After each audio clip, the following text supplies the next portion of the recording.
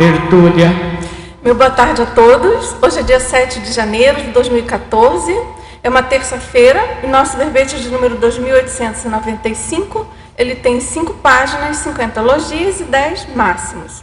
O tema de hoje a ser debatido é o cientista reciclante, da especialidade autopesquisologia. E ele foi escrito pela nossa neoverbetógrafa de hoje, a professora Jeane Luiz Fernandes.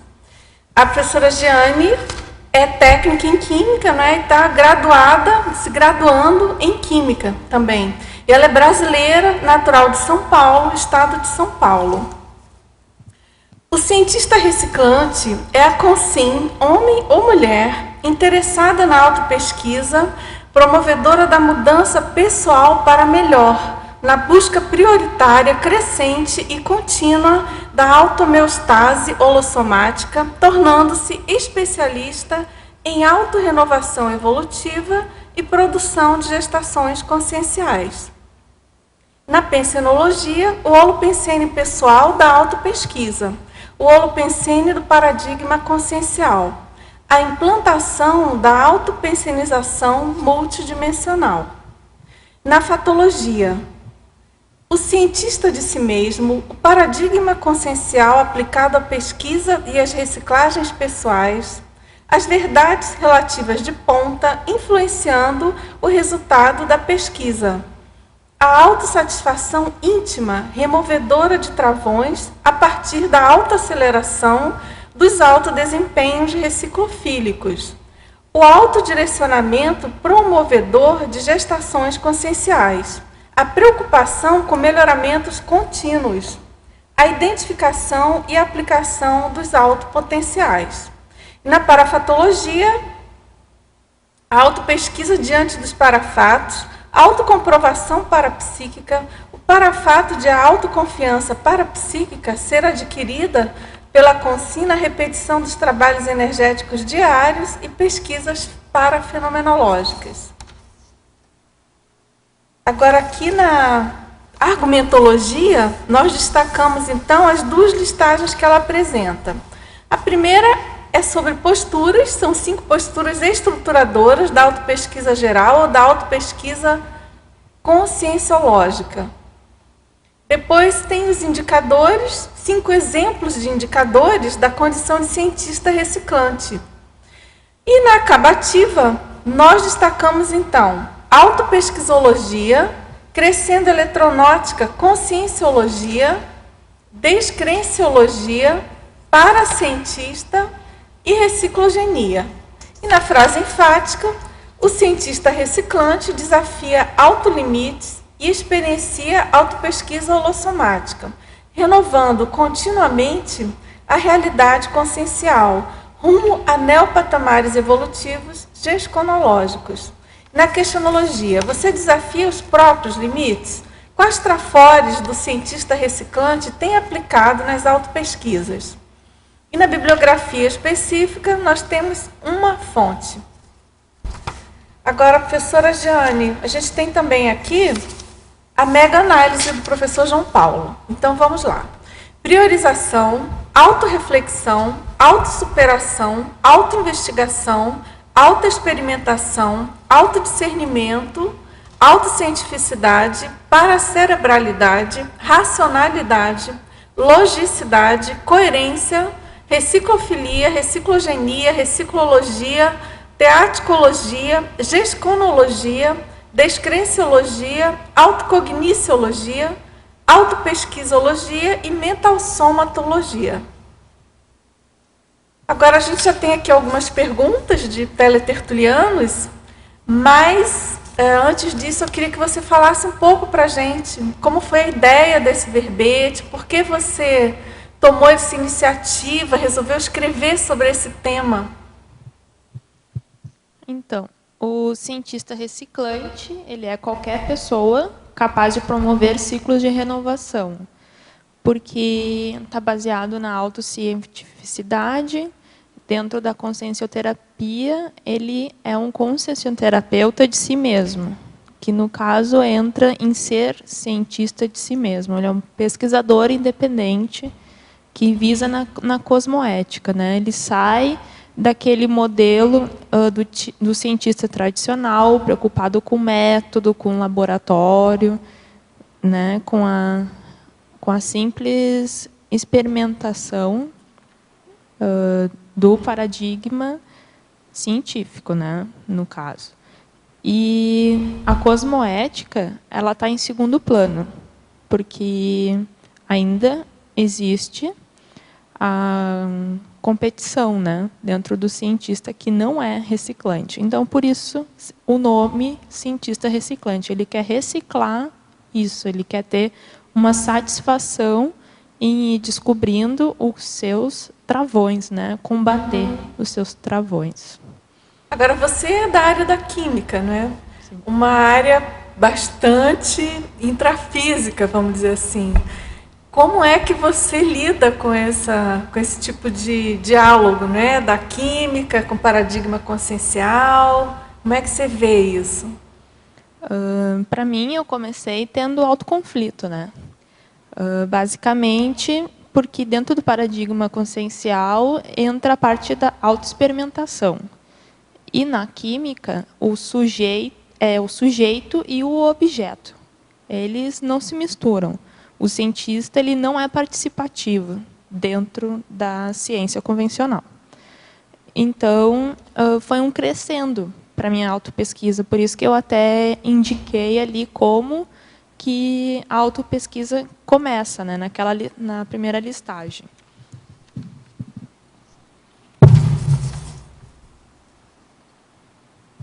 Dentro das posturas, né?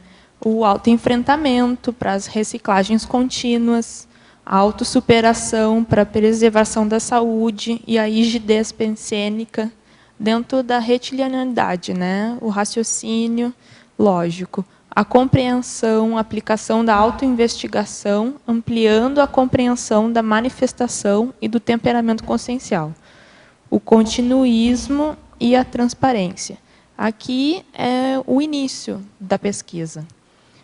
E depois eu indico como começar a reciclagem, né? Certo.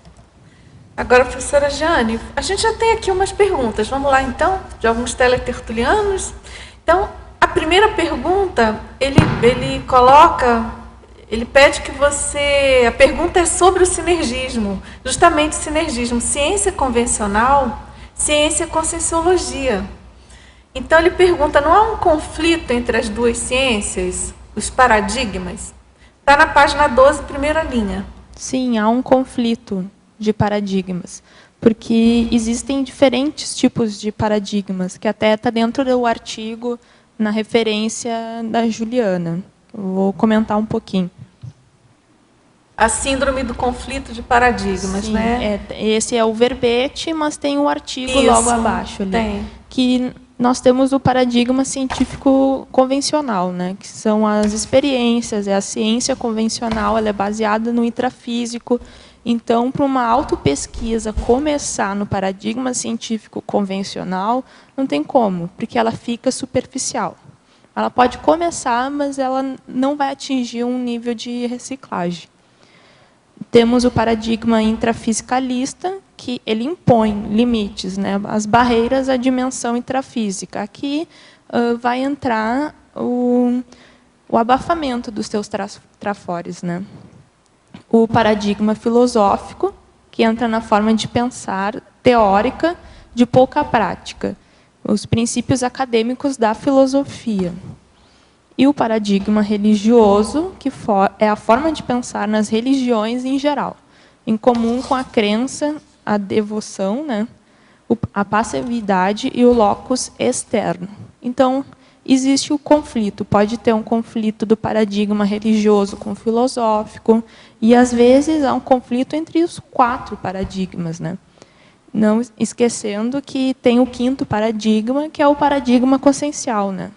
Que aqui, provavelmente, começa com autoenfrentamento, que é o acreditar versus, ou seja, esse versus aqui ele está enfatizado com a diferença, né? Que existe a diferença entre o acreditar e o experimentar, os dogmas e as verpons. O que são verpons? São verdades relativas de ponta. A teoria é diferente da prática. Por isso que dentro da conscienciologia se enfatiza a teática, né? De mesclar os dois. Agora, essa questão do sinergismo dos dois paradigmas, né, no caso da ciência convencional e da ciência... No caso, você está falando sinergismo, ciência convencional e ciência conscienciológica. Sim. Tem o outro lado também, que é o sinergismo homeostático, quando você conjuga, obviamente, os Sim. saberes, o conhecimento da ciência convencional com a abordagem conscienciológica, tá certo? Sim, entra no âmbito das sincronicidades, né? Exatamente. Se a pessoa ela trabalha bem com as energias, ela consegue detectar, sim, uns insights, né? Geralmente dentro da parte cognitiva, das neossinapses. É possível, essa, na minha opinião, é a parte homeostática do sinergismo. Porque, por exemplo, também a gente extrapolando, né? Não sei o que vocês pensam, aí, vocês mais das ciências, para a gente conseguir viver, sobreviver nesse planeta, a gente depende aí da tecnologia, depende da ciência convencional. Eu acho que hoje seria impossível um mundo aí com os bilhões viventes, se não tivesse a ciência convencional, a gente não conseguiria sobreviver, tá certo? Sim, tá certo. Então, a questão é a gente conseguir tirar partido do que a ciência convencional já chegou, de onde ela já chegou, e fazer o upgrade com o paradigma convencional. No nosso caso aqui, nós, enquanto conscienciólogos, pesquisadores de nós mesmos, né, tirarmos partido disso, né? Você não acha? Não são paradigmas excludentes, Não, né? Pelo contrário, exatamente. a ciência ela tem contribuído muito com a parte da medicina, da farmácia, medicamentos novos, a parte da gerontologia, com combate ao Alzheimer. Então, tem muitas gratificações dentro da ciência. O que eu enfatizo aqui é que, quando entra no âmbito da autopesquisa, cuidar para não fazer a dogmatização e aquela parte do acreditar no que as pessoas estão te falando. Por exemplo, como tu é simpática, entre outros aspectos. Eu posso demonstrar que eu sou simpática, mas lá no meu interior eu não sou, sabe? Então, a importância de tu experimentar isso. Tu sair daquela zona de conforto. Aí, para as técnicas da consciencioterapia, né? Tem algumas aqui que eu posso citar, que está dentro da parte do diagnóstico. São as técnicas da ação pelas pequenas coisas, que é o analisar os enfrentamentos, né? Que precisa realizar e identificar as ações. Tu ir repetindo sucessivamente. Porque não é porque é um passo de cada vez, sim, é um passo de formiga. A técnica enfatiza isso. Temos também a checagem holossomática, que é autoverificar, autoexaminar os 4 corpos, o holossoma. Isso ajuda na autocrítica. Aqui é bem básico, bem para quem está começando mesmo. O enfrentamento do mal-estar, que eu considero uma técnica ótima, é uma técnica que mexe mesmo, que tu vai identificar e registrar aquilo que é desconfortável para ti. Se tem uma situação bem pontual, que tu sabe que está errando com frequência, ela visa ajudar, né, na autocorrupção, naquele sentimento que tu mascara e mascara bem. Tu é profissional em mascarar esse sentimento ou até a própria manifestação, né? Por que essa técnica tem esse nome? Porque ela provoca o enfrentar. Ela é mal-estar mesmo. Tu vai sentir um mal-estar. Só que ele é momentâneo. Depende do teu nível de aprofundamento também, né? Temos a identificação de valores pessoais, que é uma listagem das decisões marcantes que tu teve, dos episódios assim que tu considera que tu teve uma boa forma de agir, O que é bom dessa técnica? Que ela é bem metódica. Ela vai te orientar como tu funciona. Ela vai te permitir uma motivação. Se tu já sabe mais ou menos no que tu é bom, ela enfatiza o que é que tu sente de motivação. É bem íntimo assim essa técnica. Ela permite aqui a reciclagem. E temos a identificação dos pseudo-ganhos. Aqui essa técnica também mexe com o íntimo, porque tu vai escolher uma situação, uma atitude errada que tu teve ou que tu continua tendo, tu vai listar os pseudos ganhos que tu tem relação com aquilo ali. Ela começa com o nome pseudo porque é um ganho secundário, né? É um ganho que não é bem ganho, uma barganha na realidade, né? Então, essas técnicas, elas estão num artigo também, que é Princípios Teáticos da Consciencioterapia, do Nario Takimoto.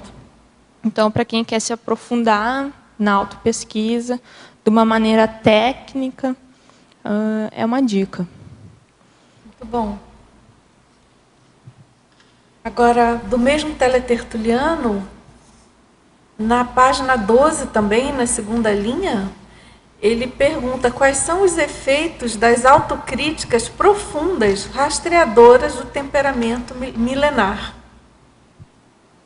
Sim.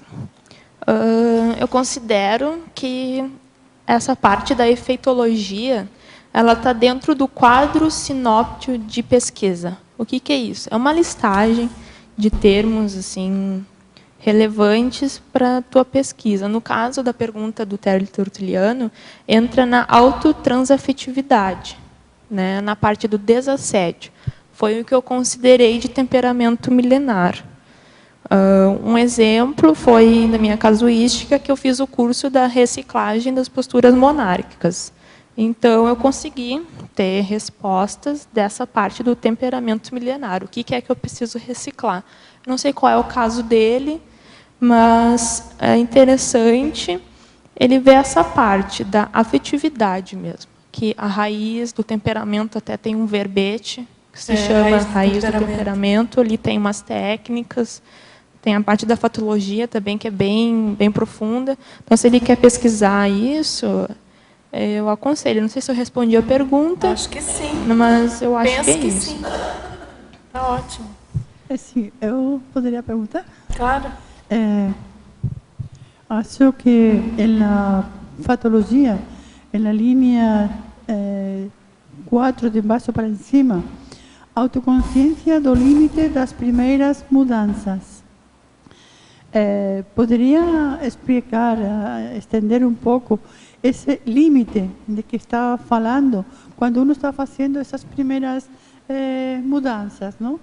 Porque eu acho que quando uno está imerso nesse reciclagem, não sei se se vê esse limite ou tem que ver-se esse limite para poder depois continuar com mais reciclagem. O que você acha? Eu enfatizo aqui na técnica da ação das pequenas coisas, né? Que sim, realmente existe um limite, né? A tua autopesquisa ela vai ser em passo de formiguinha. Então, analisar os teus enfrentamentos, identificar as ações que tu considera assim que tu tem que mudar, pelo menos tentar listar, né, os trafores, os trafares. Eu também considero que dentro da frase enfática é uma complementação dessa tua pergunta. O cientista reciclante desafia autolimites e experiencia autopesquisa holossomática, renovando continuamente a realidade consciencial rumo a neopatamares evolutivos geconológicos. Ou seja, a autossatisfação íntima, na minha opinião, entra aqui. Removedora de travões a partir da aceleração dos desempenhos reciclofílicos, né? Também está dentro da fatologia. O que é isso? É a recuperação de cons, a unidade de lucidez, né? Se tu assume o paradigma consciencial, que tu quer experimentar ele, decidiu, né, opção pelo paradigma consciencial, na minha opinião, consegue começar a tua autopesquisa. O limite aqui das primeiras mudanças seria a autopesquisa sincera, né? Que não é que tu vai começar a reciclar de uma vez tudo. Não, vai ir por partes, vai listando, pega essas técnicas que eu comentei do artigo aqui do Takimoto. Não sei se eu respondi a tua pergunta, mas acho que é isso. Jéssica, será que você pode expandir na parte dos indicadores da argumentologia, levando por esse viés das reciclagens, na parte de auto-organização, e que você cita aqui metas a curto, médio, longo e longuíssimo prazo. O que você considera como curto, médio, longo e longuíssimo em termos de reciclagem consciencial e de gestação consciencial? Aqui é um pouco do que está descrito no livro da ProEx, né? Essa listagem dentro do dia matemático também, eu considero como curto prazo a tua parte profissional, o que tu quer alavancar ali. Se tu já tem algum travão identificado, tentar superar devagarzinho na técnica da ação pelas primeiras coisas. A parte também da rotina útil, a agenda pessoal, a auto-organização. Para mim, a longo e longuíssimo prazo entra na parte da gestação consciencial, o primeiro livro, o primeiro verbete. Acho que seria isso. Não sei se eu respondi. Mas longo prazo seriam anos, seriam meses? Sim. Metas a curto prazo, meses. A médio, 1, 2 anos. Aí, longo, 5, 8 anos. Longuíssimo prazo, 10, 15 anos. Você vê isso como um ponto positivo do caráter da ciência? Porque dentro do método científico, muitas vezes, a gente tem que ter uma certa paciência, uma certa tranquilidade para poder realizar uma análise, em vez de ter aquela afobação dentro das mudanças que você tem que realizar dentro da sua intraconsciencialidade. Você consegue perceber isso como sendo um trafor da ciência? Sim. Mas, em contrapartida, você colocou aqui da fatologia, na primeira linha, as energias do pesquisador influenciando na própria investigação, no sujeito e no objeto de pesquisa. Será que você pode expandir um pouco nisso? E o porquê que o cientista convencional ele não conseguiria expandir para esse ponto de uma maneira direta, sem abrir mão de certos dogmas? Porque o cientista está focado no mecanicismo, né? Ele é o sujeito e o objeto de pesquisa. Na pesquisa dele, as energias na concepção não vão influenciar na pesquisa. E, pelo contrário, a gente sabe que as energias influenciam. Se tu não está bem equilibrado, tu tem que fazer um experimento, o teu experimento está errado. Oi? Por exemplo, se eu tenho uma amostragem com animais, se eu não estiver bem equilibrado, eu vou ter que descartar aqueles animais, porque eu não vou atingir o meu objetivo de pesquisa. Se eu não tiver um cuidado, até se eu utilizar um perfume antes, e a minha amostragem é com ratos, eu vou influenciar essa pesquisa.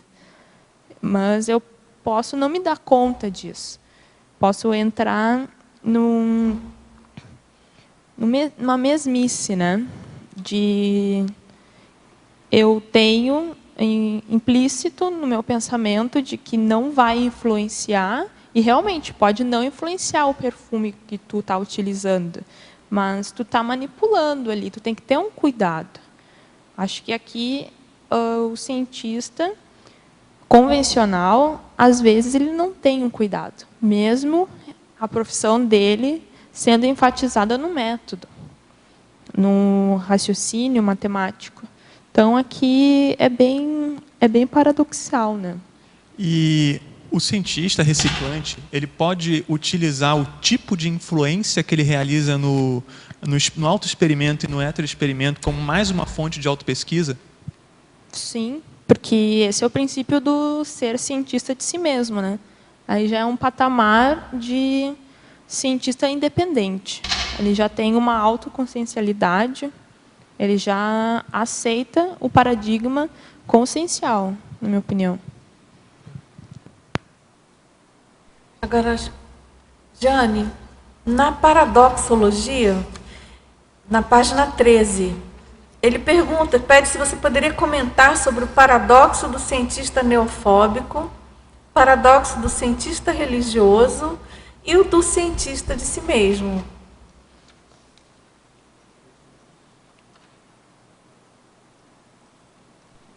Tá. O paradoxo do cientista neofóbico é aquele que tem medo da novidade, né? É meio contraditório, porque se eu sou um cientista e eu estou pesquisando sobre novas tecnologias, como é que eu vou ter medo da tecnologia mais avançada? Né? Então, acho que é bem no sentido da própria palavra aqui. E o paradoxo do cientista religioso entra num conflito de paradigmas, no paradigma religioso versus o paradigma científico e versus o paradigma consciencial, porque aqui não é enfatizado a autoexperimentação. É enfatizado o dogma, a crença do que eu considero certo, do que eu considero errado, do fato de eu ser uma casca grossa, ou seja, eu não admito que existe energia. Né? Eu sou um cientista que eu não acredito em energia, não quero saber sobre energia e tenho raiva de quem sabe. Né? Então, é a priori mesmo. Agora, esse cientista religioso, eu desconfio que é o que tem mais, não é? Dentro do paradigma, esse conflito. Sim. Do paradigma científico com o religioso, porque é comum a gente ver livros, né? Livros assim mais que fazem alguns questionamentos assim mais complexos e tudo, esses que até mais recentes, não é? Mas também não tão recentes. Mas enfim, aí você vê que chega a um impasse, às vezes até filosófico, enfim, que a ciência não consegue ainda avançar ou resolver, e eles inserem o paradigma religioso, né? Não sei como é que você vê isso. Eu vejo como uma crise íntima, né? Como um subnível evolutivo. O que é isso? É uma estagnação que a pessoa está, tanto intelectual, energética, né? Pode ser na parte na parte profissional mesmo, a afetividade. Ela está numa baixa produção. Pode também estar em baixa produção de todos esses itens, né? É uma vivência que não está sendo teática, ela está sendo mais teórica. E ele está num conflito de paradigmas, com certeza. Jane, você acha que poderia ser uma tendência rápida de fechar um resultado? Ou seja, a pessoa ela entra no impasse de paradigmas e a primeira coisa que aparece é o religioso. Então, ela automaticamente fecha sem sequer imaginar que pode existir um segundo paradigma que não teria nada a ver com o religioso ou o fisicalista. Né? Eu acho que é a falta do aprofundamento, né? Que é o resultado rápido. Não fez uma experimentação. Né? E eu queria aproveitar e te perguntar, Jeane, na página 12, em teoriologia, a última teoria da página 12, que é a teoria da otimização do tempo.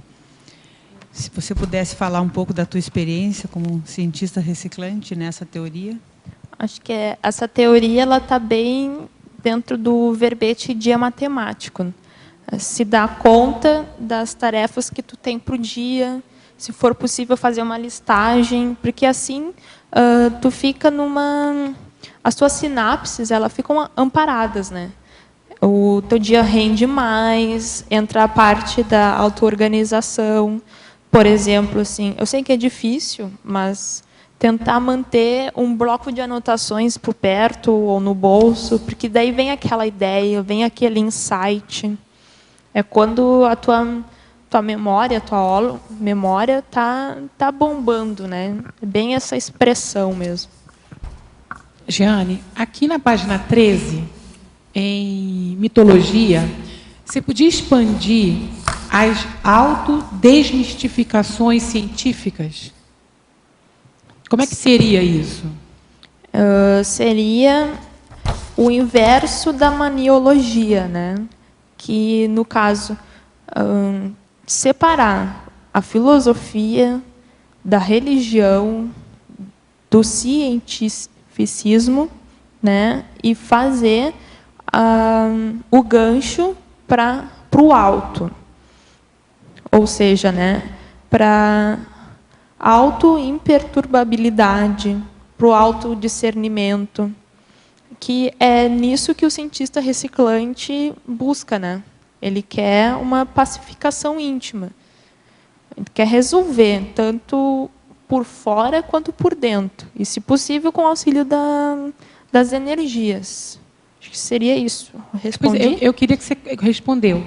Aí eu queria que você continuasse a queda do mito da autoimagem idealizada.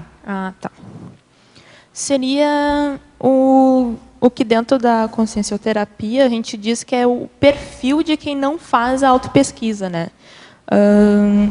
É dentro da ansiedade, o antagonismo versus o mal entendimento, quando tu deixa as coisas mal entendidas, coisas paradas, a baixa autocrítica, que tu assume que eu sou... A síndrome de Gabriela é um pouco disso, eu não vou mudar e pronto. Eu sou assim, nasci assim, vou morrer assim. A baixa autopercepção que se tem, o baixo autoconhecimento, tu tem uma carência, um apego a pseudo-ganhos, a parte da conflituosidade, ela está bem considerável aqui, né? Ou seja, ela está com um alto conflito grande. A frustração, a incoerência, né? Ou seja, falta lógica. Tu fica naquele pensamento, vou fazer isso porque não vai dar nada, né? A parte de bem autocorrupção mesmo, a parte da manipulação. Aqui entra muito o medo de mudar, o medo do novo, o medo de abrir mão dos pseudo-ganhos. Isso é pro alto e o hétero, né? Até o medo de uma heterocrítica. O egocentrismo entra bastante aqui também. Aí, assim, só terminando, aí você coloca o fim do mito da objetividade científica absoluta. Sim, seria um pouco no que a Fabiana estava falando, querer o resultado rápido, né? O resultado, o que é o resultado? É o diagnóstico. Eu quero diagnosticar, eu quero saber o que é que está acontecendo comigo.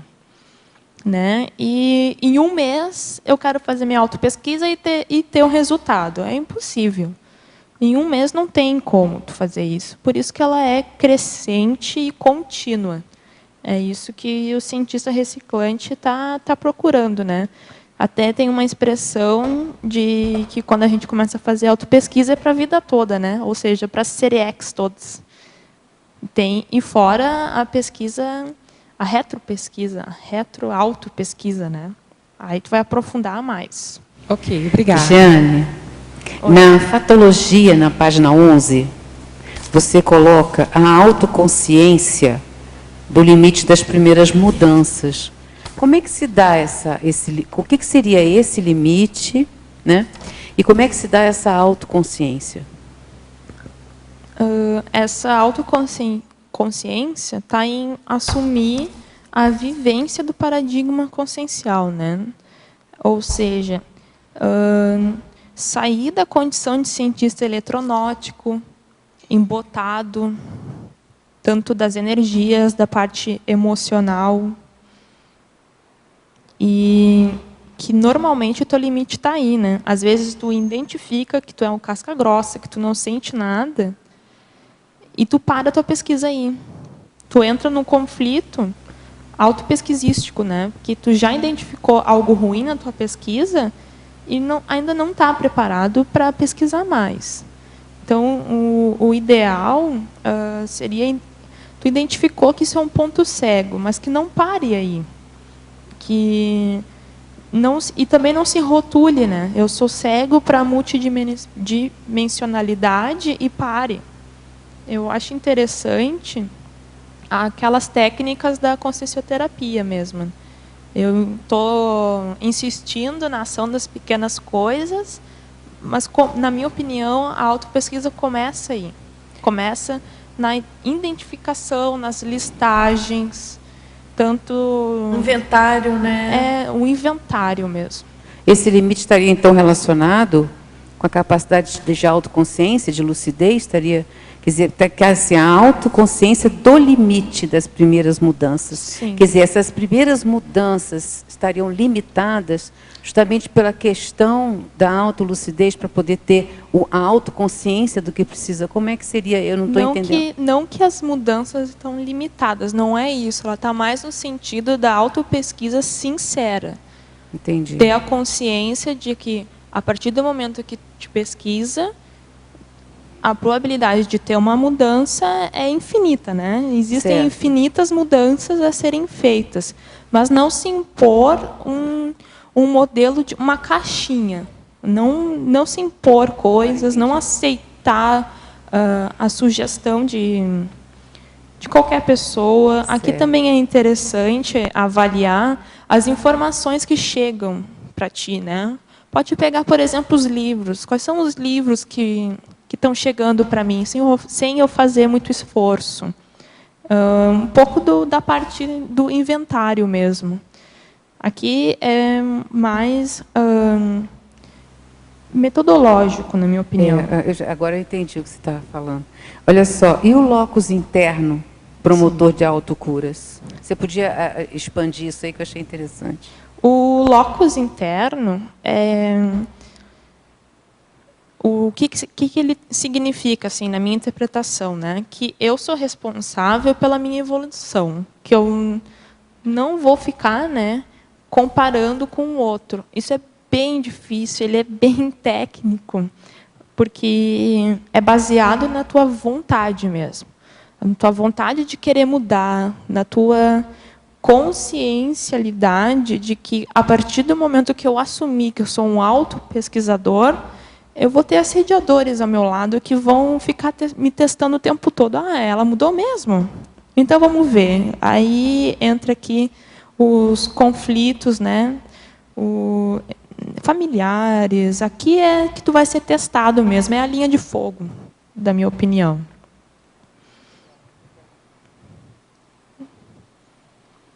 Agora, Jane, que é interessante essa colocação que você faz do limite, né, das primeiras mudanças, porque parece que, conforme até você colocou anteriormente, às vezes a pessoa fica muito ansiosa ou ávida por atingir determinado patamar ou se modelar pela realidade de outra pessoa, e aquilo só atrapalha, às vezes, uma pequena mudança dentro ali daquele momento, daquela situação, e a pessoa já fica querendo chegar num determinado patamar e não chega no básico que ela tanto precisa, né? Aqui pode ser também em relação às sinaléticas do EV, né? Por exemplo. Por exemplo, eu sei que o EV é importante, que ele me ajuda a fazer uma blindagem, né? Quando eu faço o EV, eu raciocino melhor, tudo acontece de melhor naquele meu dia, né? Mas, se eu já identifiquei que eu não tenho todas as minhas sinaléticas evidentes, o que é sinalética de amparo? O que é sinalética de assédio, né? Se eu me preocupar em querer rápido perceber essa sinalética, a probabilidade dela ser falsa, uma falsa sinalética, é grande. Claro. Né? Eu acho que aqui entra esse limite, e com calma, que uma autopesquisa ela não é do dia para a noite. São anos de autopesquisa. Nem um verbete. O verbete eu demorei 9 meses, né? Foi uma gestação, o verbete. Teve crises, literalmente, teve crises. Teve dias que eu não aguentava mexer. Não é que vontade de vomitar, não é isso da gestação. Mas qual foi o conflito do verbete? É de não aguentar. Teve dias que não dava para mexer, que não estava bem, né? Então, é um vai e vem, né? Que é um subir de escadas. Vai aumentando o degrau, vai aumentando a dor, vai cada vez entrando mais nas feridas da autopesquisa. As contrações, que nem estão assoprando aqui, do parto. Giane, eu acho que vale a pena primeiro, parabéns pelo verbete, porque vale a pena salientar o teu exemplarismo como cientista, e eu espero que isso contribua para muitos cientistas reciclarem também, né? Eu vejo que tem esse diferencial. Os cientistas são normalmente pessoas extremamente inteligentes, com todo o potencial, o cabedal de informação, e falta fazer essa virada, falta fazer essa reciclagem que você está trazendo aí, exemplificando tão bem. E eu queria te perguntar, na primeira página, na página 11, em parafatologia, lá embaixo,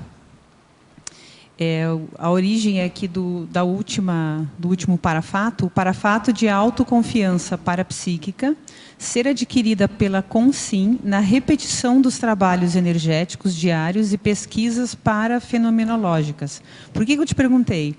Porque eu vejo que, voltando ao que eu mencionei antes, o cientista ele tende a fechar o diagnóstico rápido, né? E ele não tem a paciência de perceber toda a questão do paradigma consciencial. O que você acha? Eu acho que aqui é uma CONSIM que ela já é formatada, né? Que ela já tem aquele vício do resultado rápido, do diagnóstico rápido, né?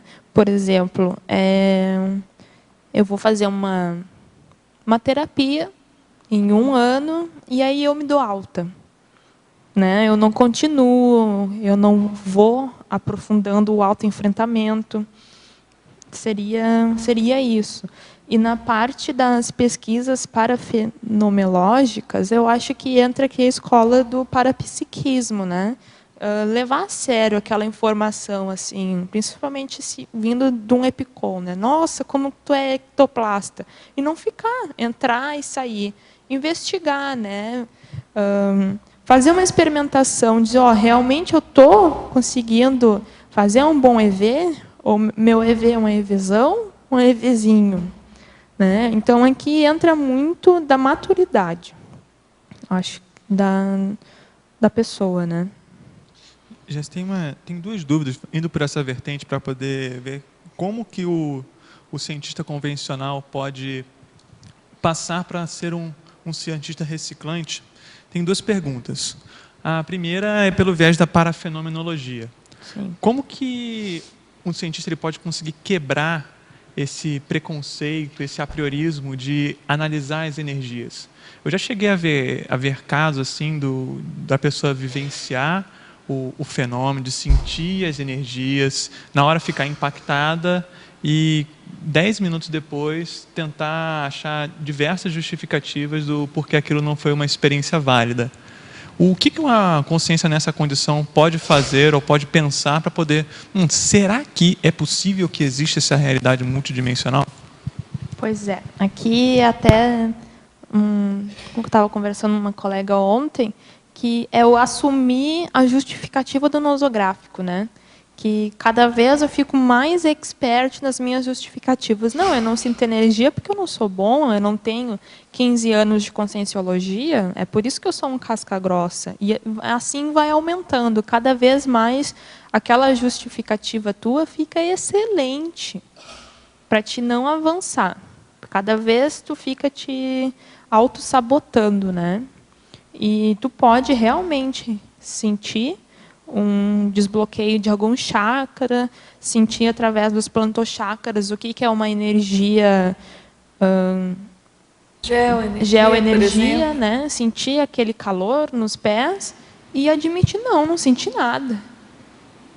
E também entra um pouco da própria vaidade, né? Tem a vaidade científica, no caso aqui seria a autovaidade, né? Porque eu já coloquei na minha cabeça que eu não tenho os anos de conscienciologia que eu considero como ideais, e eu também não me permito ser um especialista em energia. Eu acho que também entra um pouco aqui da autocorrupção, né? Agora, essa questão da autovaidade, eu acho que é bem em cima do lance para essa problemática da não admissão, né, dessa realidade, porque derruba aquele encastelamento, vamos dizer assim, do mega cientista. Ele, a partir do momento que essa realidade ela passa a ser admitida, aquilo mexe com o status da pessoa, né? Mexe com a posição dela. E provavelmente vai exigir um desnudamento, né, da condição dela. Eu acho também que é o vício da pesquisa no loco externo. Isso. Tipo, a pessoa está muito intrafisicalizada, materialista, e ela já está viciada a pesquisar só o que está externo e não ela mesma. Acho que é uma questão também que dificulta sair desse paradigma materialista para ir para o cientista reciclante. Porque ela tem que admitir primeiro o paradigma consciencial. Né? Isso. Agora, o que eu já... Desculpa, só... O que eu já observei muito, assim, de pessoas mais próximas, né? Não, assim, lidando diretamente dentro da academia, que nunca foi a minha praia, vamos dizer assim. Mas das pessoas que eu conheço, que são da academia, PhDs, enfim, o que eu observo é bem essa questão da vaidade, mas da dificuldade que as pessoas têm de enxergar a realidade sob outras janelas, outros horizontes. Então, aquilo mexe muito com a pessoa, porque aquilo levaria, né, a reestruturar, a repensar, em primeiro lugar, a própria condição dela, né? E aí eu acho que entra a questão da saída religiosa. A pessoa procura, não encaixa aqui, não encaixa. Ah, mas tem a religião. Ah, não, isso é religião. Esse negócio aí de multidimensional, isso daí deve ser mais uma religião. Aí que vem a minha pergunta. Qual que é a diferença entre acreditar e admitir? Pois é. Aí entra no paracientista, né? Que o paracientista, ele já admite que a multidimensionalidade está aí. Só quem não quer não vê, né? Ela é baseada na pesquisa e na parapesquisa, ou seja, os meus trafores que hoje eu identifico, eles não são permanentes. É necessário eu rever os meus trafores, reexperimentar, né? Relistar os trafores, por exemplo, né? Hoje eu sei que eu tenho um bom desenvolvimento mental somático, que eu estou engatinhando nas energias, mas tudo bem, né? Se eu continuar, eu vou melhorar. Então, essa é a importância do paracientista, que ele não estagna, né? Ele admite a autocientificidade, né? Ele gosta de ser cientista, ele gosta de replicar os seus experimentos, admite que os experimentos eles são importantes, porque, afinal de contas, é o jeito de tu te testar, né? Tu pode compartilhar tuas pesquisas com as outras pessoas. Eu sei que não é fácil, assim, na parte da exposição, né? Principalmente quando tu vê a tua parte nosográfica, né? Mas sempre tem um amigo, a mãe, uma irmã, que tu pode conversar, e daí tu vai ter aquela condição de ampliar a tua pesquisa. Acho que é não desistir, né? Se realmente está ruim, não mexe agora. Dá um tempo, mas volta, né? Reanalisa aqueles dados que tu tem. Né? Giane, você acha que para isso é preciso a projeção lúcida? Para chegar nessa condição de para-cientista? É uma condição que eu considero necessária, né? Às vezes, até no próprio domínio das energias, o EPICOM diz que tu tem um bloqueio no laringochakra, tá? E que aí, na vida intrafísica, realmente, tu tem um hipotireoidismo, né? Só que aquilo ali não entra para ti, não faz sentido. Não é porque o EPICOM me disse, tá, tudo bem, o EPICOM falou, ele tem moral para falar aquilo ali, ele tem experiência dele, mas, né, aí eu estou aberta, eu não estou teimosa, não fechei aquela informação, eu fiquei refletindo. Então, o que é que pode acontecer? Uma promoção dos amparadores, né? Então, eu continuo pensando, aí durmo, e não é que eu me projeto? E aí, eu vivenciei. Realmente existe a projeção, então, não é à toa. Então, aquele livro que foi escrito sobre projeciologia não é para pessoas fanáticas, existe realmente. Então, tu fica assim, né? Aqui eu estou fazendo um teatro, um exemplo meio teatro. Mas, realmente, né? Às vezes, assim, para poder entender uma informação que é passada, né? Que nem aquele toquezinho, assim, o toquezinho extrafísico, né? Viu?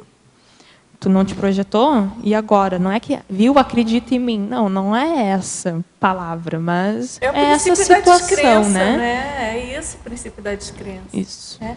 Agora, só lembrando, pessoal, inclusive para o teletertuliano que não conhece, a professora Jane tem falado, você citou na remissiologia, tem o verbete para cientista. Esse verbete é fundamental, ele dialoga muito bem com o verbete da Jeane. Então, nele, o professor Valdo, por exemplo, coloca esses 4 talentos a 4 personalidades marcantes, né? Consolidando, configurando para a cientista, que é o investigador participativo, o parapsiquista com autoparapsiquismo funcionante, o filósofo da holofilosofia e o filólogo da lexicografia, enciclopediologia ou conformática. Está bem dentro do que você colocou, né? Bem técnico, né? Isso. Aqui ele está ampliando a parte dos sinônimos, né? O autocientista reciclante. Então, ele é mais que um autocientista. O cientista feito a reciclagem, ele já consegue fazer reciclagem e retrorreciclagens, né? Então, é interessante fazer um contraponto, eu considero como um nível de cientista avançado para cientista, né? Tem também o livro das projeções, o livro Projeções da Consciência, do professor Vieira, que ele relata vários casos de projeção, a partir dos quais foi escrito o livro da projeciologia. Para quem está interessado também em pesquisar, vale a pena dar uma olhada. Bem lembrado. E tem aqueles cotejamentos, não é, da projeciologia e as ciências, né? Tem várias ciências, ele coloca o emprego da projeciologia também enquanto pesquisa, né? Enquanto instrumento de pesquisa para as diversas... os diálogos com as ciências convencionais, né? É bem interessante, realmente. Eu só queria complementar na questão da projeção lúcida, eu acho importantíssimo, porém, se o cientista não tiver um mínimo de abertura, ele sequer vai admitir que é uma projeção lúcida. Ele vai ficar no nível do sonho, da inferência. Então, tem que ter um mínimo de abertura para sequer imaginar que tem um outro paradigma. No momento que ele faz isso, aí sim, aí ele vai conseguir dar valor para a projeção lúcida. Eu tive a oportunidade de conhecer um cientista, o Dean Radin, que mora em São Francisco. Estamos visitando o local onde ele faz pesquisas. Ele mexe muito com pesquisas na parte de energia, mas ele ainda não conseguiu fazer o salto. Ele sempre faz, ele tem interesses em pesquisar para fora a energia e os fenômenos, mas ele ainda não trouxe para ele. Então, é uma pena, fica faltando esse salto, né? Aí que entra a parte do sujeito e objeto de pesquisa, né? Ele está estudando, não sei, eu não conheço o cientista, mas pelo que eu pude perceber, ele está excluindo, né? O ser um pesquisador participativo, está se excluindo. Não chegou ainda, né? Mas, enfim, é um passo também, né? Ele já está próximo, ele vai fazer o salto aí pelo fato de ele sair um pouco da intrafísica, isso já é um meio termo. Isso. Agora, tem uma pergunta. Professora Jeane, na Fatologia, página 11. Essa pergunta você já respondeu, mas eu acho que... Vamos lá, eu acho que vale a pena você comentar, porque ela faz uma junção. No final da 4ª linha de baixo para cima, você poderia explicar a autoconsciência do limite das primeiras mudanças e como poderia ser feito o extrapolamento desse limite na sequência das mudanças necessárias? Então, a autopesquisa, né, entra no pesquisar a si mesmo. Entra na pesquisa participativa, né? Eu sou o sujeito e eu sou o próprio objeto da minha pesquisa. Então, tem um verbete que, se um teletertuliano quisesse aprofundar, autocientificidade. Né? Ali fala da importância do se admitir um cientista, né? Fazer a opção pelo autocientificismo. Né? O que é isso? Também a complementação com o verbete rotina útil e o verbete dia matemático. Fazer as coisas de uma maneira diferenciada, mas, ao mesmo tempo, focada num objetivo. Por exemplo, assim, eu quero aprofundar a minha sinalética do EV. Então, focar naquilo ali. Anotar os primeiros sentimentos, o que eu considero energia consciencial, energia, geoenergia, né? Começar assim, de uma maneira técnica, ela é uma maneira sutil, mas ajuda a parte dos relatos aqui, enfatizando a importância do relato. E se tu fez o EV, não atingiu o EV, não parar aí. Continuar. Tem a indicação de 20 a 50 EVs por dia, né? Se sabe que não consegue, não admitir esse número. Eu sei que é o número ideal de 20 a 50 EVs, mas o que eu quero dizer assim é que nem quando a gente está começando uma caminhada, né? A gente faz uma ficha na academia e é sugerido 35 minutos de esteira, né? Claro que se eu fizer 35 minutos, eu vou ficar toda dolorida, né? E provavelmente no outro dia eu não vou fazer. Então, começar com 5 minutos, depois vai para 15 minutos. O mesmo para a repetição do EV. 3 EVs, vai aumentando. Um dia após o outro. Aqui é o começo da autopesquisa em passos de formiguinha, né? Vai indo devagar e vai naquele... É um sentimentalismo, mas também, ao mesmo tempo, não é. Porque tu sente que aquilo ali está tendo um resultado. Fortalece. Então, fortalecer aquele teu resultado. Eu não sei qual é o foco da pesquisa desse teletertuliano, mas o que ele identificar assim, de mais íntimo, né, que ele queira saber, é aprofundar. Que nem tem uma frase do professor Valdo, diz que eu mato um mosquito com bomba atômica. Né? Ou seja, se eu estou aprofundando, eu vou aprofundar mesmo. E custe o que custar. Cabe lembrar também o Thomas Edison, para ele poder fazer a primeira lâmpada dele, ele queimou diversas, centenas de lâmpadas. Puxa, e isso agora não estão desmotivou tirando de ele. fabricação, né? Já tiraram na Europa, agora nos Estados Unidos. Mas, enfim, gerou outras coisas. Então, Jeane, na página 14, você pode comentar na Ressex, que você colocou aqui, no âmbito da ressexologia, toda reciclagem existencial tem por embasamento outras reciclagens periódicas. O que seria isso?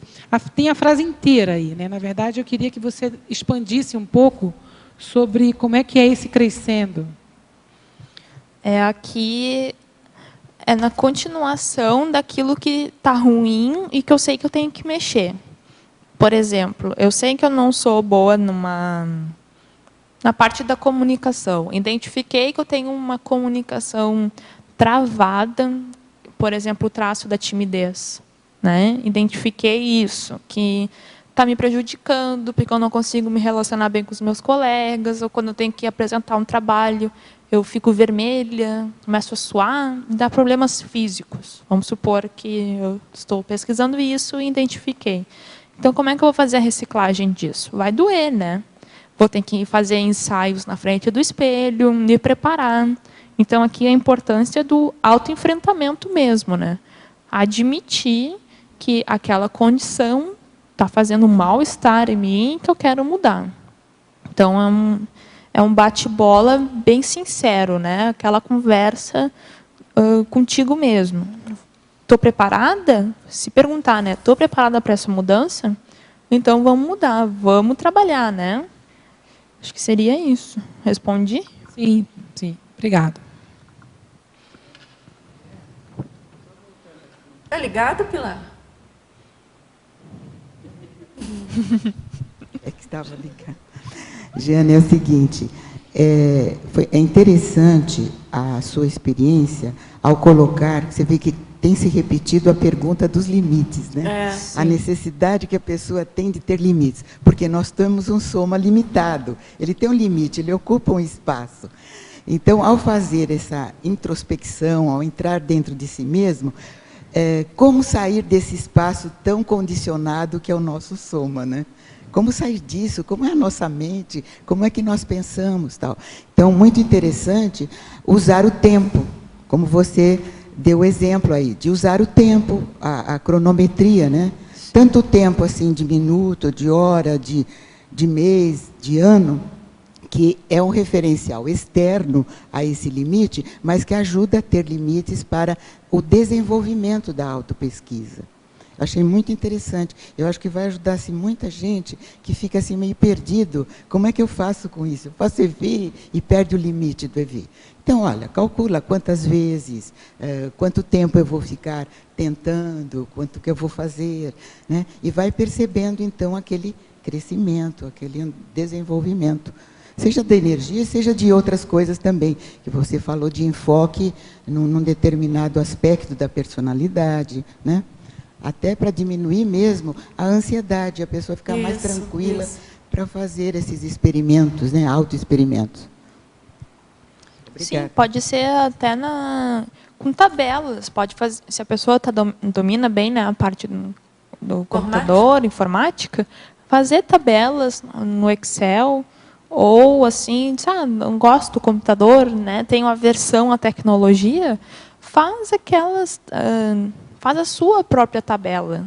Ou coloca em asterisco, né? Coloca um asterisco, faz a anotação, elabore a sua técnica, tenha o seu método, que não fique preso a um método que já é validado, né? Eu acho que vale a pena a pessoa ter a sua experiência, que entra bem no paradigma consciencial, né? Que não é para acreditar em nada, tu tem que ter a tua vivência, tem que ter a tua experiência. E eu também considero que tem dois níveis, né, de cientista reciclante, que tem o básico e o avançado. Entra aí o limite também, ali na parte da argumentologia, que... A sua exemplologia, né? Na exemplologia, que é o hábito.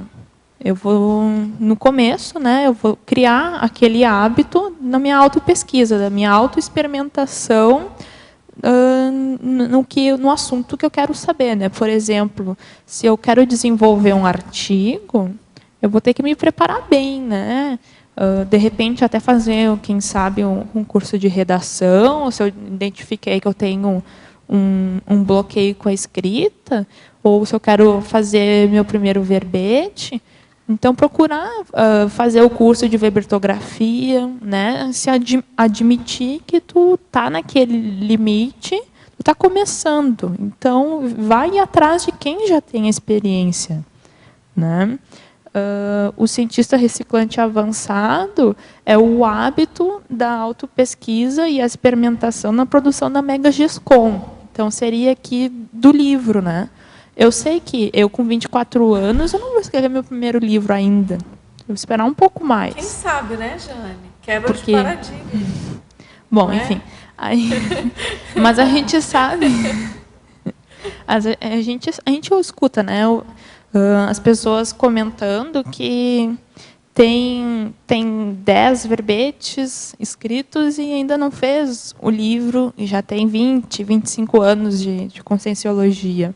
Entra aqui um pouco de assumir, né? Quantos anos você tem, Jeane? Eu, 24. Tá. Jane, tem uma outra pergunta aqui sobre sinergismologia. Se você poderia comentar o sinergismo intuição-razão, na página 12, segunda linha. Tá. A palavra, né, sinergismologia, ela entra das sincronicidades. Então, ao meu ver, é dentro do paracientista, né? A intuição está dentro dos diferentes tipos de inteligência. Ou seja, é o cérebro multifacetado, né? Que nós temos a inteligência, no caso, a intuição lógica, matemática, evolutiva, intraconsciencial, musical, culinária, né? Então, aqui, um não exclui o outro. Também tem a parte do parapsiquismo, né? Se saber diferenciar aquele conselho do amparador, né? E o mesmo serve para a parte nosográfica, né? Que nem eu tô trabalhando as minhas energias e diz, olha para a esquerda. Tu olha para a esquerda e para te desvio, né? Cuidar essa parte do desvio também. Não é porque todas as ideias que tu tem devem ser consideradas, né? Às vezes tu tem uma ideia que não é tão boa assim, que não vai favorecer aquela pesquisa que tu está desenvolvendo, e é justamente para isso. É para te testar, para ver se tu está realmente dominando aquele assunto que tu disse com convicção que está dominado, né? Esse sinergismo aí é muito interessante para o nosso caso aqui da Conscienciologia, né? Porque, ao mesmo tempo que você... Essa coisa, primeiro que a questão da intuição, ela é um conceito elástico, né?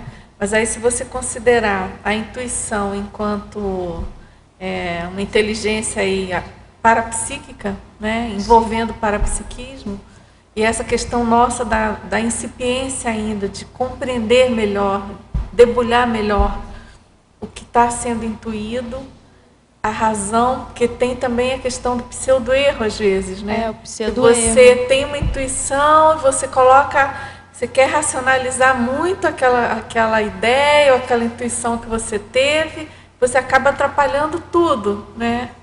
E tem o contrário também, como você colocou, da própria intuição já está poluída, e às vezes um guia cego ou uma má percepção mesmo, nossa, né?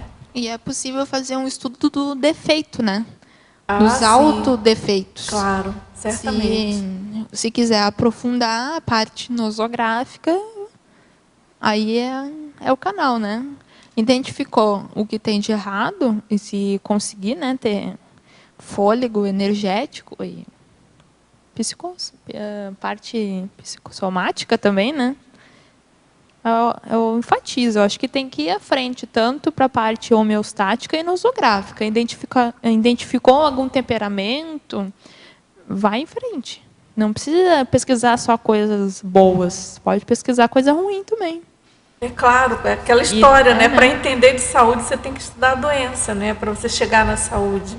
Então, faz parte aí os dois lados, né?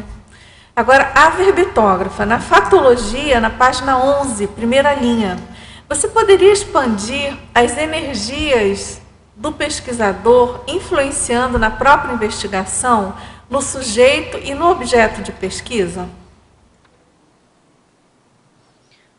Entra nas verdades relativas de ponta, né? Por exemplo, o que eu identifiquei, o que eu mais ou menos sei que está ok dentro da minha pesquisa, não ficar estacionado, né? Replicar, ter a consciência de que uma pesquisa nasce com uma dúvida e vai terminar com mais dúvidas. E que é bem assim mesmo, essa é a fórmula da pesquisa, na minha opinião. Oi. Oi. Na página 13, antagonismologia. Você poderia ampliar o antagonismo racionalidade conscienciológica e racionalidade cartesiana?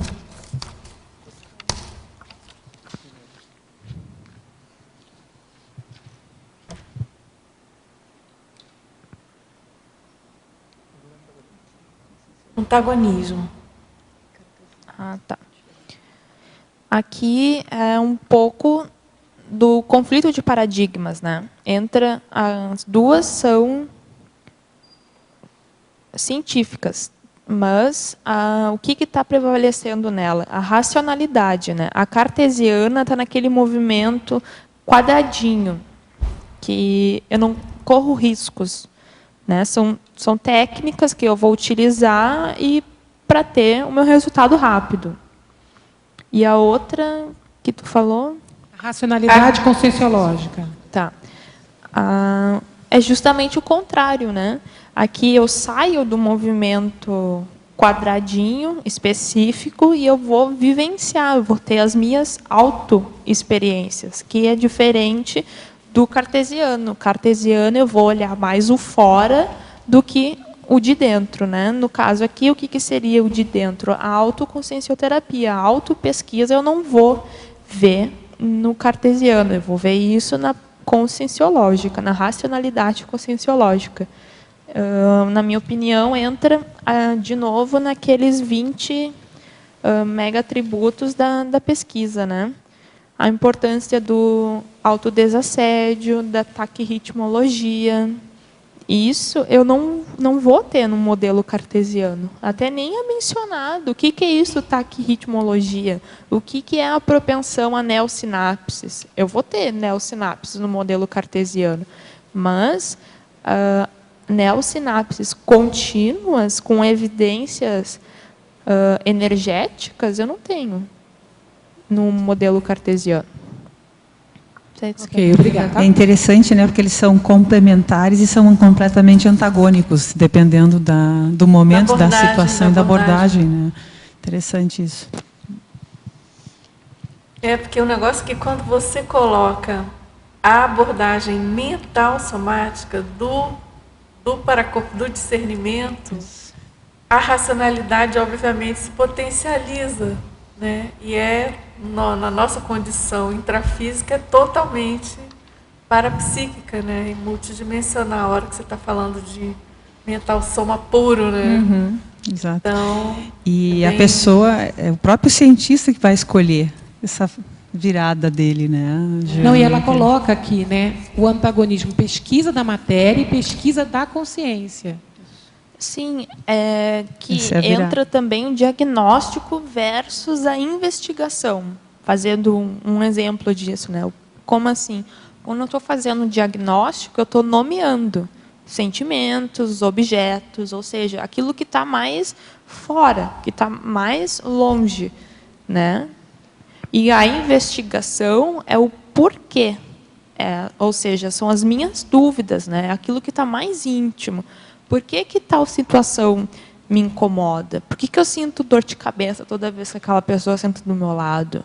Por que eu me irrito? Por que eu sou ansioso? Por que eu não consigo ficar 3 horas estudando uma coisa? Aí que entra a investigação. Aí vai aprofundando, né? Ou seja, no diagnóstico, eu digo que eu tenho dificuldade, mas eu não falei dificuldade no quê? Vai aprofundando. Agora, Giane. Porque eu acho que quando você entra no ciclo autoconsciencioterápico, o autodiagnóstico vem depois, né? Vem. Primeiro quando é auto, quando é intra, né? Porque já exige uma auto-pesquisa mesmo, né? Para você justamente chegar nesse aprofundamento que você está considerando. Para enfrentar, né? Para enfrentar justamente também. No artigo na área ele coloca o ciclo. É o ciclo básico, né? Da autoconsciencioterapia. Né? Exatamente. Agora, você trouxe logo aqui abaixo algo que também complementa o que a colega perguntou.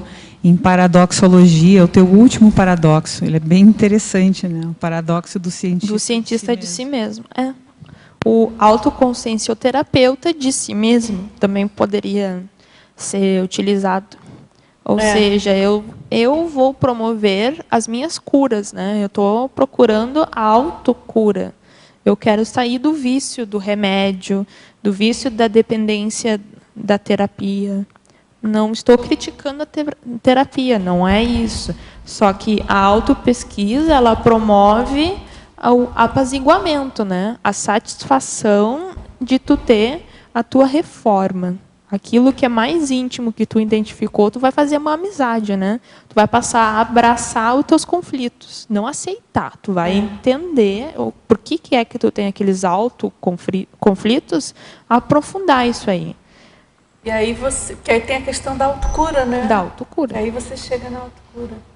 Na página 13, Jeane, você colocou ali maniologia? Sim. A sofismomania. É a mania dos filósofos, né? Eu ficar na parte teórica. Ou seja, na Tacon também, eu não faço atares. Eu fico no superficial. É a mania também, né, do diagnóstico rápido. Da oratória, né? Da oratória, justamente. E a teomania, o que seria? A teomania, a mania de Deus. Entra também na síndrome do PH-Deus, né?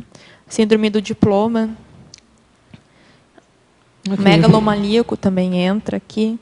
Mas seria a teomania de acreditar, né? Aqui eu até posso racionalizar requisitos, eu posso identificar, ou seja, quando eu estou fazendo aquela listagem do que eu tenho de bom e do que eu tenho de ruim, e paro ali, eu não aprofundo, eu pego e acredito que se eu chego naquele nível de que eu tenho mais coisas boas do que mais coisas ruins, eu estou bom. Então, minha autopesquisa está boa. E, na realidade, é justamente o contrário, né? O que eu tenho de bom e de ruim tem que estar em equilíbrio. E não é assim que a maioria das pessoas tem esse conceito na autopesquisa, né? Essa parte do equilíbrio é uma balança, né? A balança equilibrada.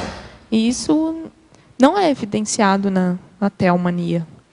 Jane, levando em consideração essas duas manias, tenho duas perguntas. Primeira, a elaboração da sinalética parapsíquica, na sua visão, é algo científico? E por que seria sim ou não?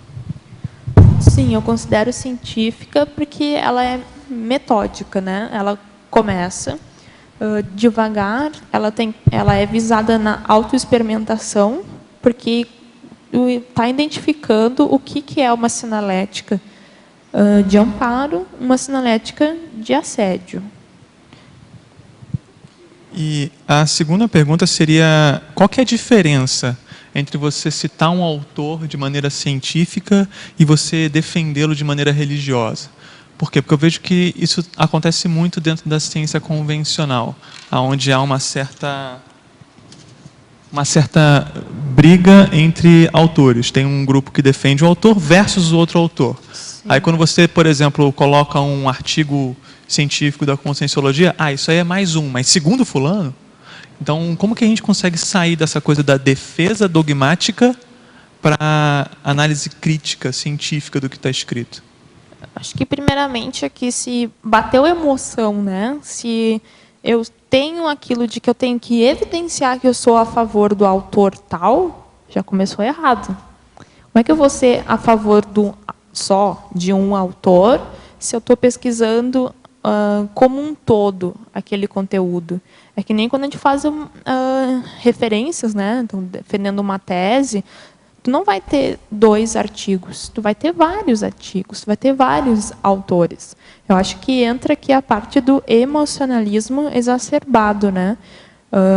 Pode ser um pouco até revolucionário, né? Eu estou impondo aquele padrão de que aquele autor é o melhor, né? Que nem, por exemplo, assim, dentro da filosofia, eu pegar e defender só o Platão. Para mim, só o Platão é o bom. E eu insisti naquilo ali. É o apriorismo mesmo. É o apriorismo, exatamente. Na página 12, em efeitologia, você poderia explicar os efeitos das autopesquisas nas reciclagens pessoais? E tu poderia dar exemplos teus, assim, nas tuas pesquisas, nas tuas reciclagens, assim, qual os efeitos que ocasionou na sua vida? E se você também teve extrapolacionismos ao escrever esse verbete? Sim, tive. Para mim, quando eu comecei a escrever o verbete, me coloquei na situação de como é que o outro entenderia o que é ser um cientista reciclante, né? Ou seja, quando o verbete foi entregue, deu até aquela pegadinha, né? Ah, então tá, um cientista reciclante, é um cientista convencional que quer se reciclar, né? Quer pegar aquilo que errou e modificar. E é justamente o contrário. O cientista é qualquer pessoa. Ele não precisa ser um cientista profissional, né? Ser um físico, um químico. É o psicólogo que quer se reciclar, é o médico que quer se reciclar, né? É o pedreiro, dono de casa, a dona de casa, né? Então, eu acho que amplia, né? No meu caso, assim, quando eu comecei a escrever, isso ficou bem claro, que eu não iria rotular, que eu não ia fazer um perfil de cientista ideal para reciclagem. Não. Eu acho que justamente a própria pessoa tem a condição de fazer isso, de listar o que ela considera como pseudo-ganho, ela ir mais dentro da raiz do temperamento. Esse verbete me ajudou nisso, a identificar um temperamento milenar, né, que no meu caso é dentro da monarquia. E eu vejo isso como uma forma positiva, né? Não estou defendendo a monarquia, não é isso. É que o fato dessa informação chegar em mim, eu não fazer um escândalo. Ah, pertence à monarquia, e agora? Não, então vamos investigar, né? E também não ficar naquela ideia superficial, assim, fui da monarquia? Ah, que legal, fui princesa, fui rainha? Não interessa o que eu fui. Fui escrava? Ótimo se eu fui escrava, né? Sinal que já tem uma pista, né? E o mais interessante, assim, que quando eu fiz essa exposição que eu tinha identificado, então foi chegando informações, né? Pessoas foram me falando, olha o país tal. O professor Valdo, né, também fez isso. E claro que eu fiquei surpresa, né? Porque não é aquela informação que tu esperava, mas isso ajuda muito, que é a parte da exposição, do compartilhar, né, os dados da tua pesquisa. E o verbete também me ajudou a parte mental somática, a organização, né? Então, ele é o meu primeiro paper, mas é completamente diferente daquele paper de uma revista científica, né? Porque aqui ele foca no efeito, foca na terapêutica. E quando eu estou escrevendo um artigo de uma pesquisa, não tem nada a ver com isso.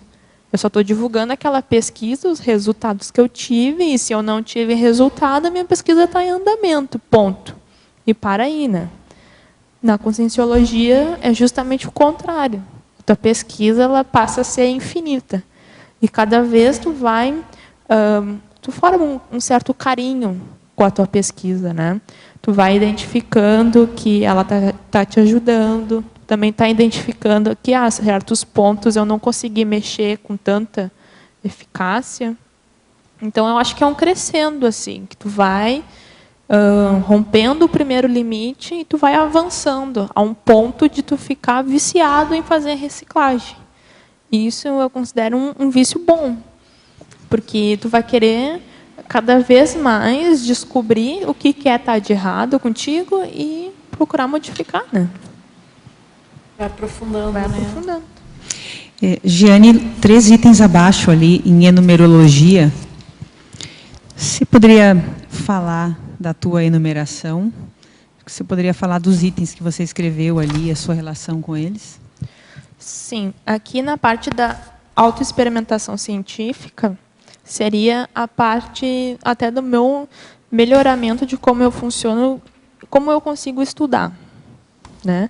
Autoreflexão racional seria que quando eu pego e estou estudando, eu estou ativando o meu mental-soma, né? Então, eu estou no meu melhor momento, assim.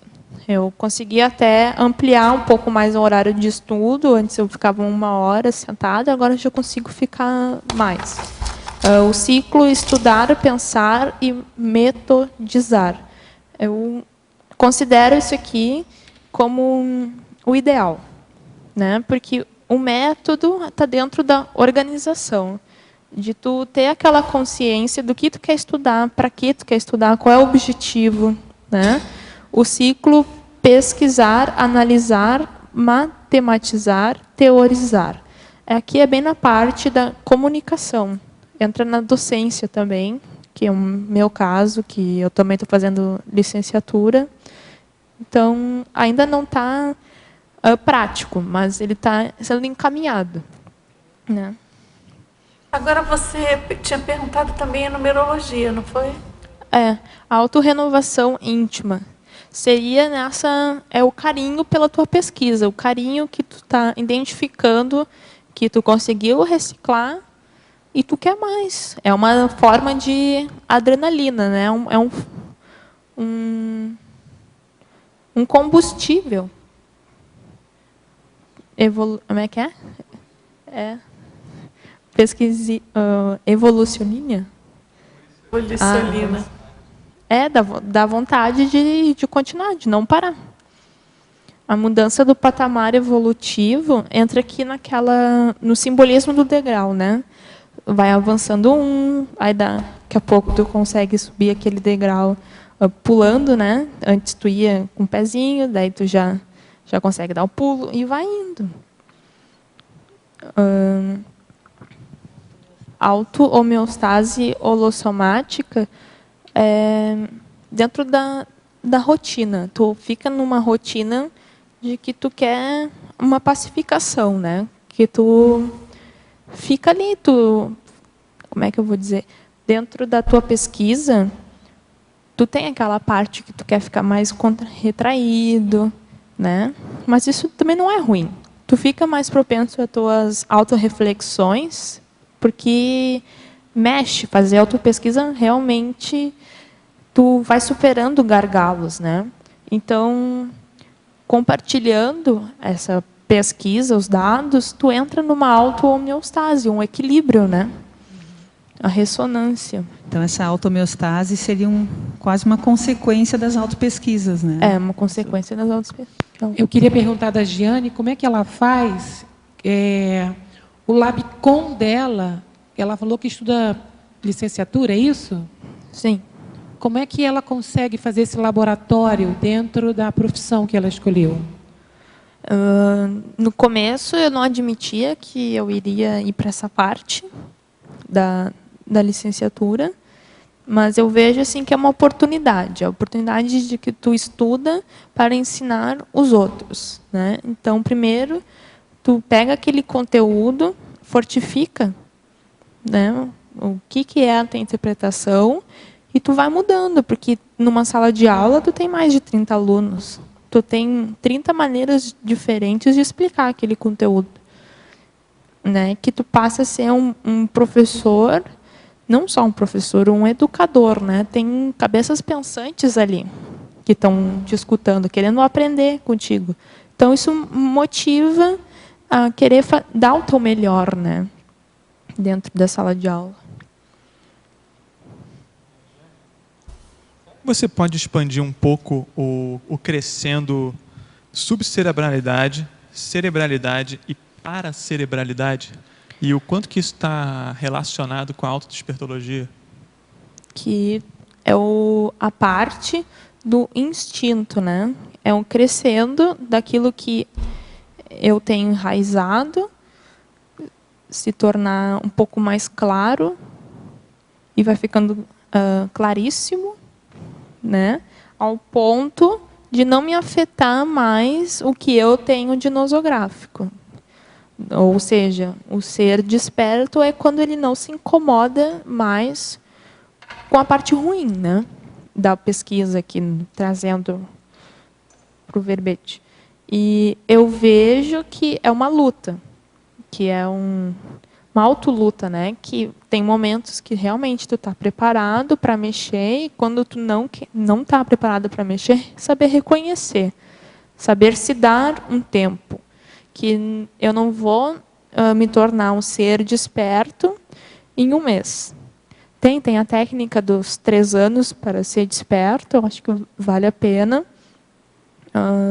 aprofundar, né? Porque tu entra num dia matemático todos os dias, né? E rotina matemática. É a rotina matemática, né? Não sei se eu respondi, mas acho que seria isso.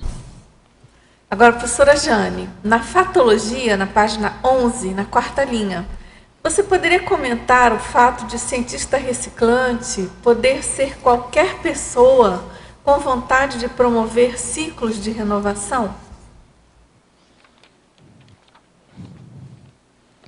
Que seria da parte do ser consciencioterapeuta de si mesmo, de fazer com que a tua pesquisa te favoreça, não ter aversão a ser cientista, né? Os ciclos de renovação é justamente isso, ele é um crescendo.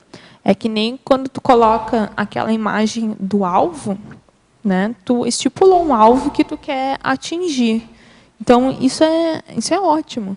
Que pelo menos tu admitiu o paradigma consciencial, tu está experimentando, está querendo vivenciar para justamente fazer o antibelicismo cerebelar, né? Na minha opinião, o que é isso? Para o teu lado esquerdo do cérebro não competir mais com o lado direito. Né? Boa! Velha justamente tu quer que os dois lados se comuniquem, quer que o Tico e o Teco entrem em harmonia, né? Acho que seria isso, esses ciclos de renovação. O mental soma não deve ter essa lateralidade mais, né?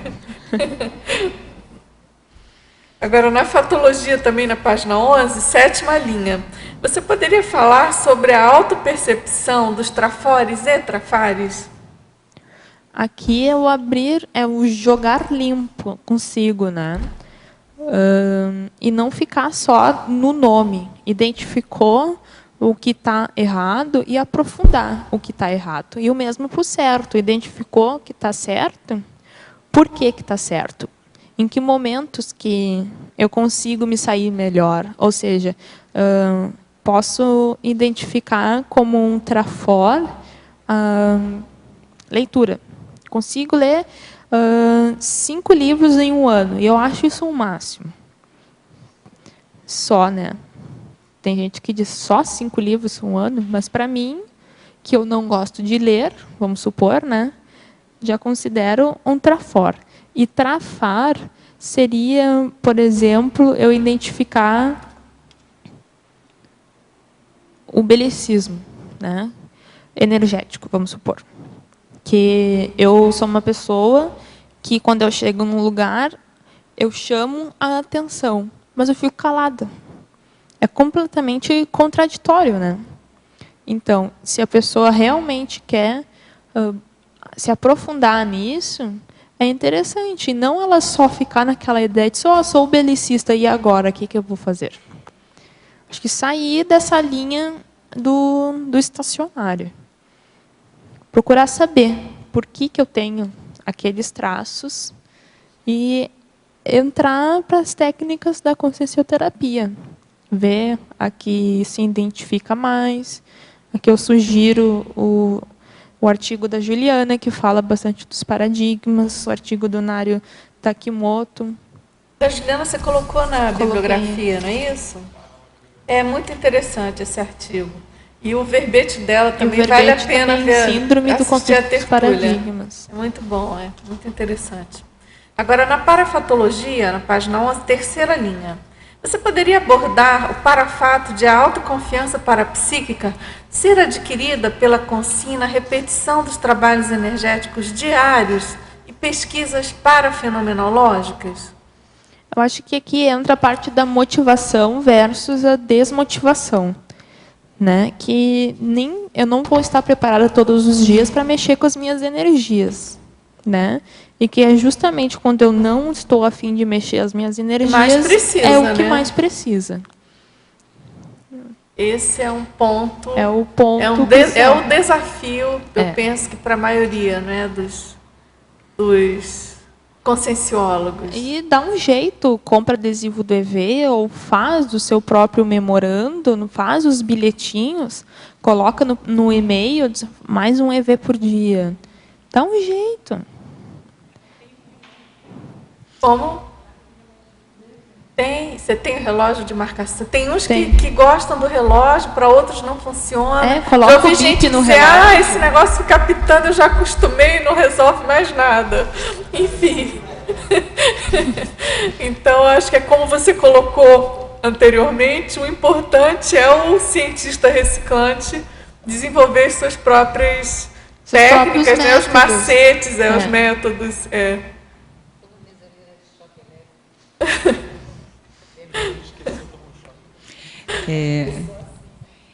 Eu queria fazer um comentário, um exemplo que eu achei interessante ontem que aconteceu, Jane. Uma conhecida que conhece também as ideias da conscienciologia, e ela ligou e falou assim: eu estou muito irritada hoje, sou muito incomodada, estou tão irritada que não tenho condições de mexer com energia. Eu falei, exatamente agora que você precisa mexer com as energias, porque senão não vai passar a irritação, não tem jeito, né? E aí a gente conversou sobre isso, e isso é um entendimento errado, né? As pessoas, como a gente falou de homeostase, as pessoas acham que tem que estar bem para trabalhar as energias. E não, né? É o tempo todo, 24 horas, né? Ou se sabe que não está bem, fazer a mudança do bloco pensênico. Pega um livro da conscienciologia, ou pega um livro que é difícil, pega um material assim, pega uma apostila de cálculo, né? Algo assim que tu vai precisar fazer força para entender. Então o assédio vai embora. Vai. Toma um banho gelado, faz alguma coisa. Eu acho a técnica dos tratados da conscienciologia infalível. Assim, já tive experiências, eu me lembro que eu morava ainda no Rio. Na época eu estava escrevendo o meu livro Autoconsciência e eu morava no Rio, enfim. E tinha dias muito difíceis, muito pesados da escrita. E eu, desde aquela época, comecei a adotar essa técnica. Eu acho espetacular. Você pega um tratadão daquele e coloca, não, agora eu vou ler, pronto. Vai embora, não tem, limpa tudo, você decola de qualquer submundo aí, de más companhias, né? É muito interessante. Agora, tem aqui mais 2 perguntas, vamos lá. Boa tarde, professora Jane. Na Fatologia, página 11, quinta linha, gostaria que comentasse a autossatisfação íntima, removedora de travões, a partir da aceleração dos autodesempenhos reciclofílicos, pois geralmente as pessoas fogem dos autoenfretamentos e da condição de cientista reciclante, deixando de vivenciar essa condição positiva. Aqui entra na parte da recuperação de cons, né, das unidades de lucidez. A partir do momento que tu assumiu o teu locus interno, que eu tenho a vontade de querer modificar coisas em mim, né, que eu estou preocupada com a minha evolução, que eu quero matar um mosquito com a bomba atômica, né, que eu quero me aprofundar. E eu acho que essa frase, assim, escreve essa frase, matar mosquito com bomba atômica, ela choca, e realmente é para isso mesmo, é para provocar aquela mudança, né, porque com certeza ela vai te permitir uma autossatisfação íntima. Falar em choca, eu não sei se todo mundo aqui participou das mini tertúlias. O último choque, a última terminologia, vamos dizer assim, impactante para mim, foi a questão da marasmologia. Não sei se vocês concordam. Para quem não sabe, tem uma consciex que tem visitado aqui, ela está presente esses dias aqui, junto ao professor Valdo, e é uma consciex bem evoluída, no nível de serenão, e ela fez esse comentário sobre a marasmologia nossa, da CCCI em relação à gesconologia, né? A produtividade, é produtividade em geral, mas principalmente de livros, né? De escrita, enfim.